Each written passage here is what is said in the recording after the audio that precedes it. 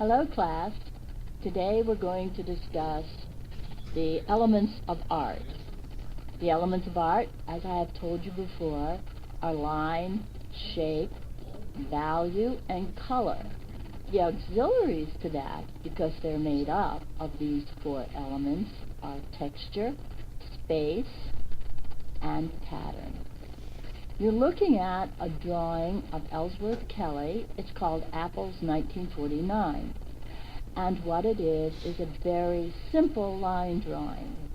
The definition of a line is a point that moves, or a point, or 2 points with a line between. Lines give direction to a picture plane. It also gives directions to a piece of sculpture or architecture, both inside and out. Ellsworth Kelly has given us the very simplest of line. It's called a contour line, and that line has only one value, and it moves in a very direct way throughout the picture plane, establishing the apples and their grouping both inside and out. What do you think? Would you believe, class, that this is three-dimensional?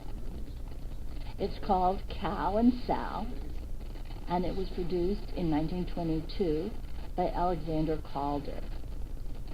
If we didn't know this was three-dimensional, we would think it was like Ellsworth Kelly's apples.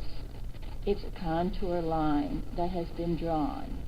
But no, that's not true. Calder loved to play. And what he did was use wire to create these very humorous animals for us to see. So you see, a line doesn't have to be flat. It can be made of wire and be three-dimensional. And that's exactly what the artist has done for us. It's pretty humorous, don't you think?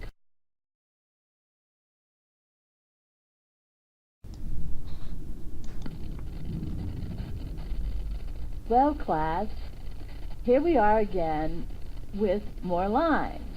You've just seen pencil lines, you've seen wire lines, and now you see lines in light. Isn't this fascinating? What do you think Picasso's drawing? What do you think it is? Well, you can find out if you go onto the internet and look it up. There's a whole series of drawings that Picasso did with light. It's just something you could know that this intense man would want to do, show his bravado and abilities to draw in space with light. And he had the perfect photographer to do that.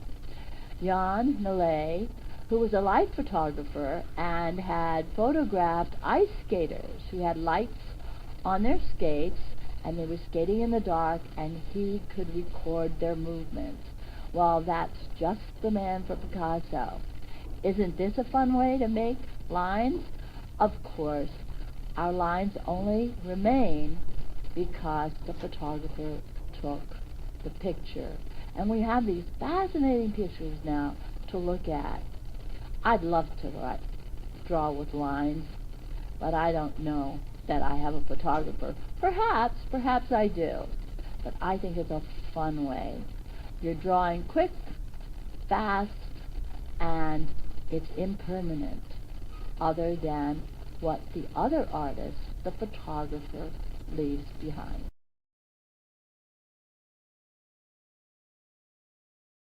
This is an abstract piece of sculpture created by Julio Gonzalez. It's called Girl Combing Her Hair, and it was produced in 1933. In my writing, I asked, do you see her hair? Well, if you look at the top of the piece of sculpture, you will see those wavy strands as the girl is busy looking in a mirror and combing her hair. I think this artist has been very, very clever. He's using geometric shapes to create this piece of work. He's using a variety of lines. You can see they're thick, they're thin, they curve, but always it's very, very geometric, except for the base that it's standing on, that natural piece of stone that the girl balances herself on. It's really a quite humorous piece, and every time I think of it, I really get tickled when I see that wavy, wavy hair. That's how I feel some mornings when I get out of bed, only my hair is pretty straight, so it doesn't have quite that nice wave. How do you look when you get out of bed? Do you look like this girl? Is this how you look when you're combing your hair? I bet not.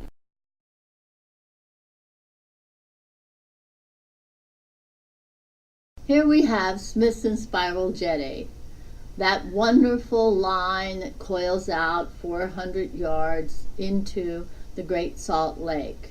It's considered an earthwork for obvious reasons. It's made from the earth. It's black rock, salt crystals, and earth. And it was produced by bulldozers. The earth was moved around, tons of it, in order to make this wonderful piece of earthwork. Its background is water, and I understand that people can walk on it, but it isn't always there to walk on. The table level in the Great Salt Lake is such that at times the spiral is submerged and we can't see it. But we do have Smithson's films and photographs so that it will always be there to see, even if the actual piece isn't there for us. Because being of the earth, like all things, it will disintegrate, it will change form, and eventually it won't be there at all. But it's here now, and actually people have walked on it. I don't think I would want to walk on it. It looks pretty rough, and when you got to the pinnacle of the coil, I'm not so sure. Would you walk on it?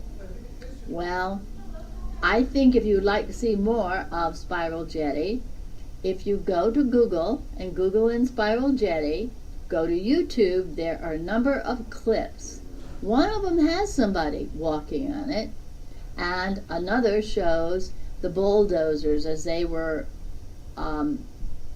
wrapping up the earth to build this. It's interesting, and you might want to see it. In any event, it's a beautiful, unique piece. And as I say, it's an earthwork. Earthworks are ancient. Stonehenge, for instance, would fall in that category. There are many great mounds throughout America that were earthworks. So it isn't a new idea, but it's certainly beautiful.